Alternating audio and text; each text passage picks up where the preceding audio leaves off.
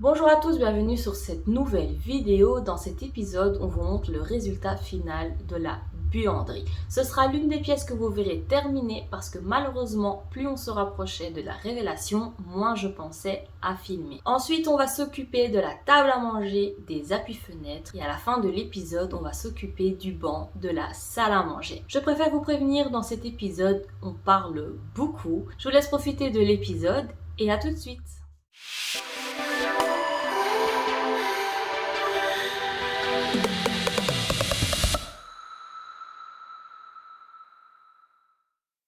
Bonjour à tous, bienvenue dans cette nouvelle vidéo. Dans cet épisode, on va donc s'occuper de la buanderie. Il y a un congélateur ici en plein milieu de la pièce. Alors c'est un congélateur que nous avons récupéré de Sharon quand elle a quitté son ancien appart. Elle en avait plus besoin. Donc elle nous l'avait donné et en fait ça fait 1 an qu'il était donc entreposé dans notre garage. Pour une fois dans le nôtre, j'ai eu l'idée de le mettre ici chez Mooder parce qu'en fait il faut savoir que Mooder, son frigo il est ici.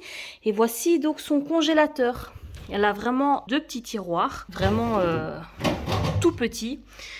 Et donc elle avait déjà dit oh là là, je suis triste que j'aurai un petit congélateur, mais comme elle se trouve à 2 rues de chez nous, elle avait dit c'est pas grave, je viendrai chez vous stocker ce que j'ai besoin. Mais comme on avait ça, donc je me suis dit tiens, étant donné qu'elle était triste de ne pas avoir assez de place de congélation, autant le mettre chez elle. Pour la buanderie, le plan, c'était de base, donc de mettre ici une grande armoire, soit de 1 mètre ou de 1,20 m, je vais vous expliquer pourquoi après.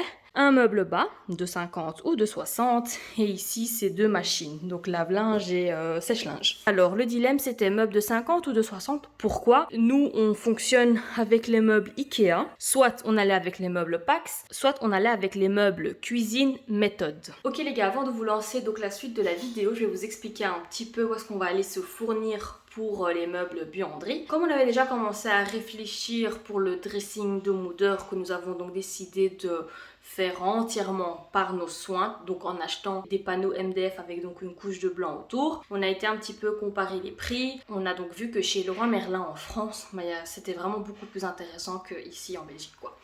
Donc, comme on avait quand même décidé d'aller en France, je me suis dit tiens, pour les caissons méthode et les portes, etc., je vais voir en France si jamais le prix est plus intéressant.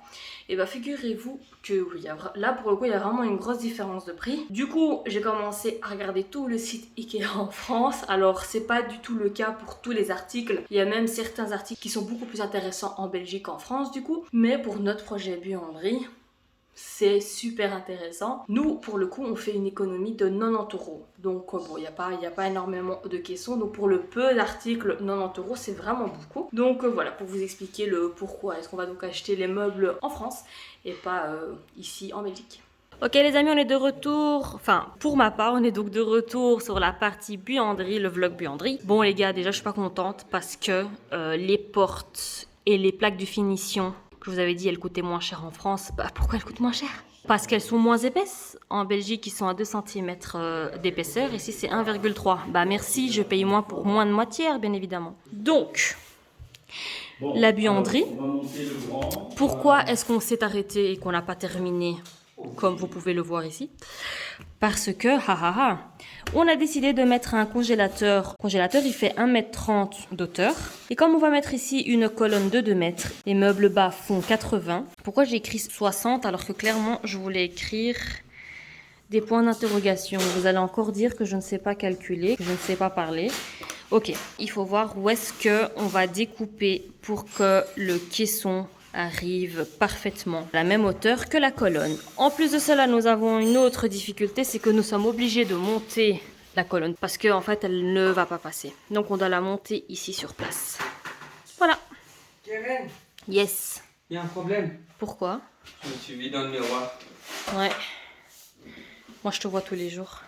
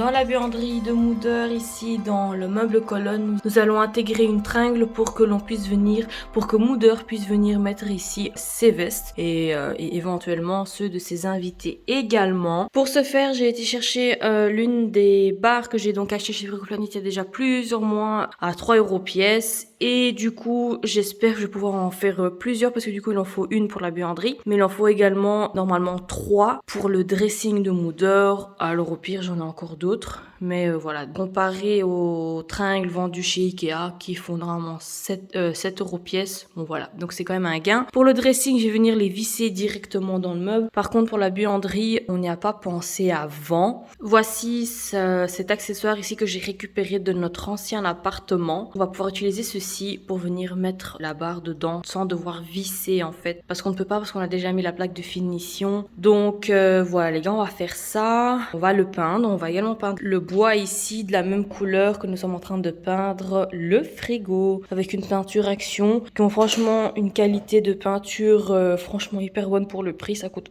pas cher du tout. Ce qui est bien en fait c'est que c'est primaire et couche de finition. Donc on gagne un temps fou et voilà. Comme vous pouvez le voir ici, nous avons également décidé de peindre les interrupteurs et lorsque vous verrez le résultat final, vous comprendrez pourquoi.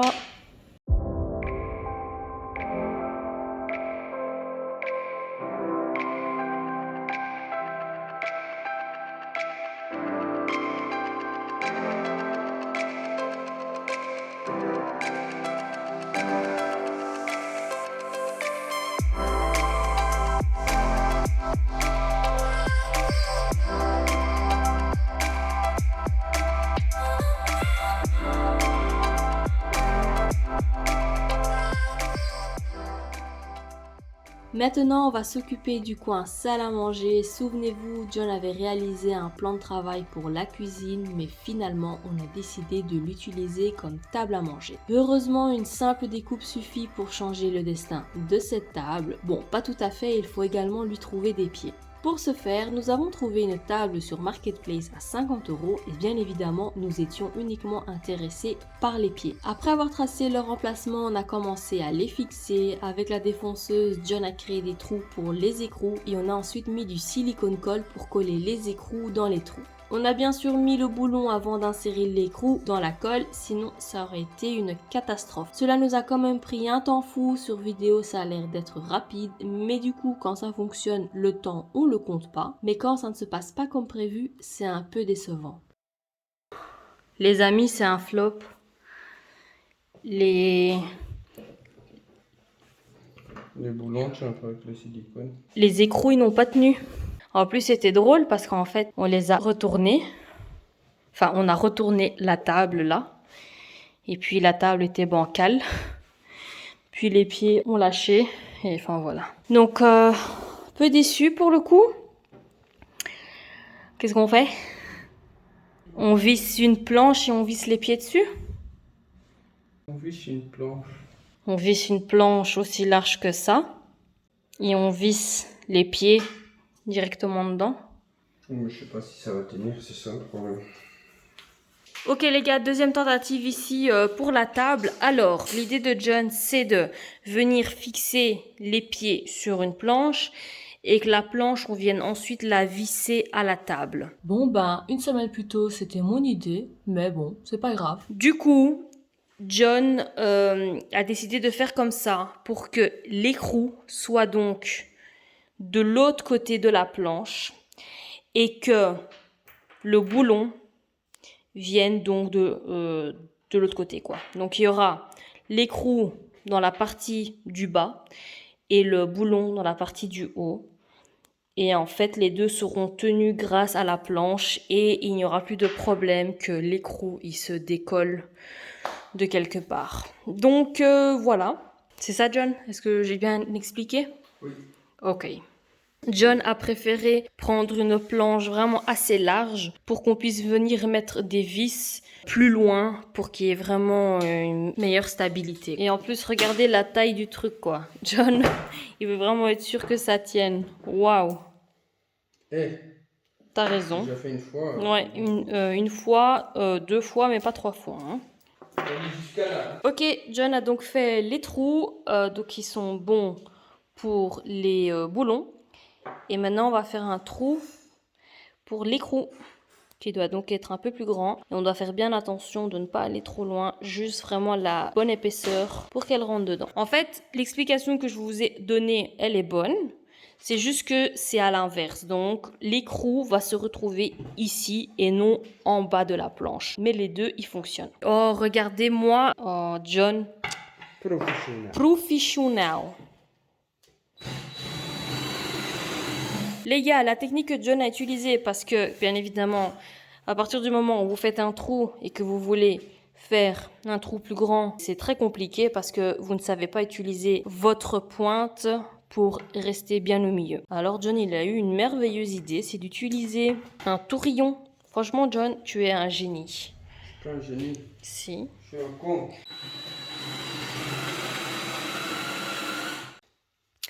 Ok, what's the next step? Bah, c'est un plus. Comme ça, direct. Bah oui. Ah ouais, avec ta technique, on peut les enlever en plus. Bah oui. Ah ouais.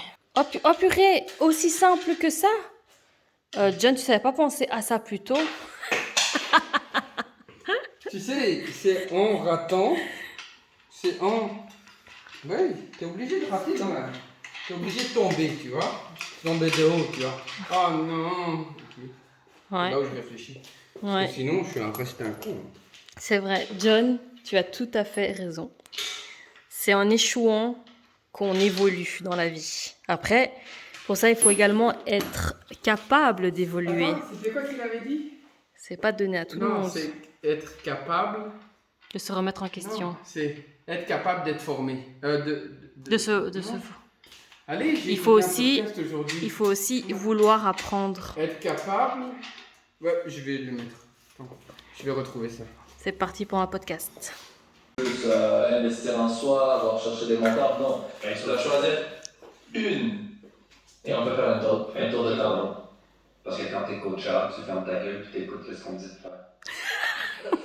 T'as entendu? Ouais. Donc quand t'es coachable, Tu fermes ta gueule et t'écoutes Ce qu'on te dit de faire. Voilà, c'est coachable. Ouais. Il y a Et- beaucoup de gens qui sont pas coachables, c'est des cons. Bon, d'un point de vue un peu plus doux de ma part, c'est le fait de pouvoir se remettre en question, accepter qu'on n'est pas parfait, vouloir apprendre et vouloir aussi s'améliorer. Et donc, tu es coachable. Si Ouais. t'es pas coachable, tu fermes pas ta gueule. Oui, parce que quand tu n'es pas coachable, tu ne veux pas apprendre, tu ne veux pas accepter que tu es en tort. Et être en tort n'est pas quelque chose de mal en soi. Il y a des gens, ils ne savent pas accepter qu'ils sont en tort. Ou se remettre en question. Ils C'est savent se pas remettre en question, c'est... C'est pas possible. Attends, ils sont en tort, c'est ça le pire. Des fois, c'est eux qui font la faute, et puis ils disent non, c'est les autres. C'est pas ma Oui, faute. et les gens qui remettent toujours la faute sur quelque chose d'externe, ça peut être une personne ou un événement externe, de dire oui mais, c'est toujours toi qui es responsable de ta propre vie. Et qu'est-ce qui est responsable? L'habilité à répondre. Exact. Il est où le cadeau? Il est où le cadeau dans tout ça? Voilà. Et alors là, maintenant il faut se centrer, c'est tout. Hop. Amazing. Amazing Grace. Quoi, c'est des vis de luxe, hein? Ça, c'est des vis de luxe, ouais. Des Timberwood Screw. Voilà, comme ça. Magnifique. Je vais vous en montrer une. Regardez-moi ces vis. 18 euros. 18 euros. Ça fait 18 cents par souci.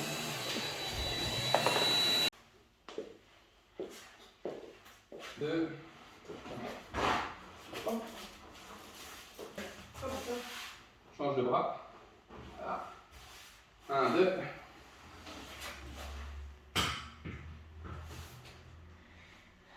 Et là, tiens! C'est bon? Alors? Tu vois mon idée? Elle est quand même bonne, hein? Il y a la tête, hein? La tête, elle est là. Oui. Donc regarde, c'est bien ça. Hein.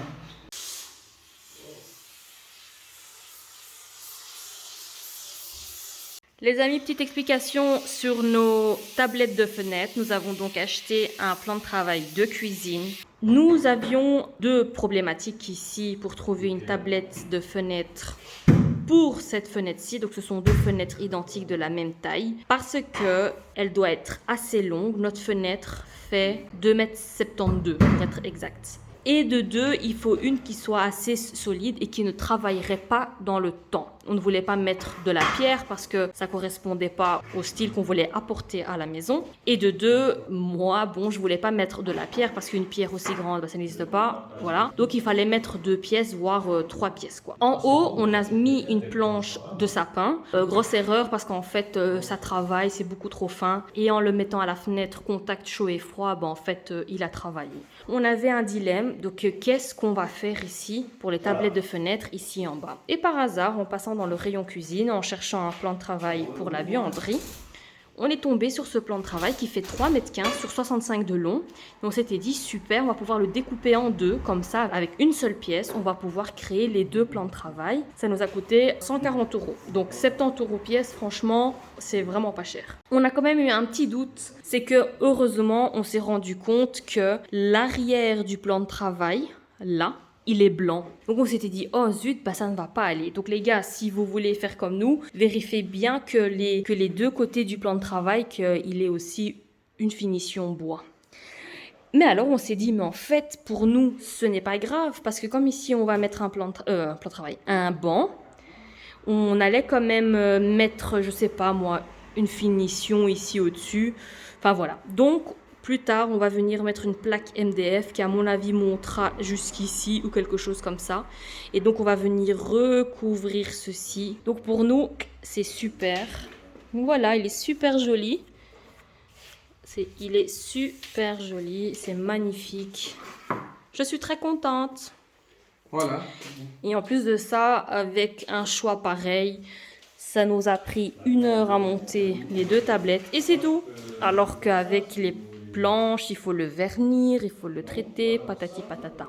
Maintenant les gars, on va s'occuper du banc. Pour ce faire, on a donc installé la table et on a donc pris notre marchepied qu'on utilise également comme tabouret pour voir un petit peu la hauteur. Et il se trouve que la hauteur du marchepied, elle est idéale. Donc maintenant, pour vous expliquer, on veut faire un banc en U. On compte le faire, j'avais donc fait un test quand on était, il y a bien déjà 1 an, au Ikea. Et en fait, il y avait un banc de 60 et puis un peu plus loin, il y en avait un de 40. Le 60 était beaucoup trop profond et le 40 était beaucoup trop étroit, ça faisait mal au dos. Donc, on s'est dit un banc de 50.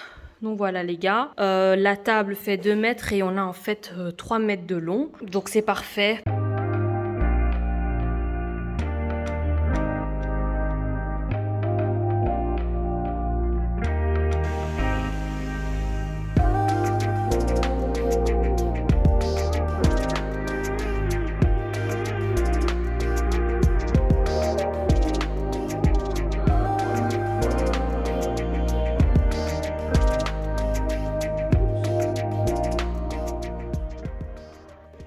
Les gars, nous sommes le lendemain, on a déjà bien avancé sur le banc. On a donc acheté des plaques MDF. On a décidé de prendre des 12 mm ici pour le bas. Et pour l'assise, on a pris du 18 mm. C'est mal coupé. Mais non, c'est parce que c'était l'autre côté. Et voilà. C'est vraiment super. S'il te plaît. Merci, merci.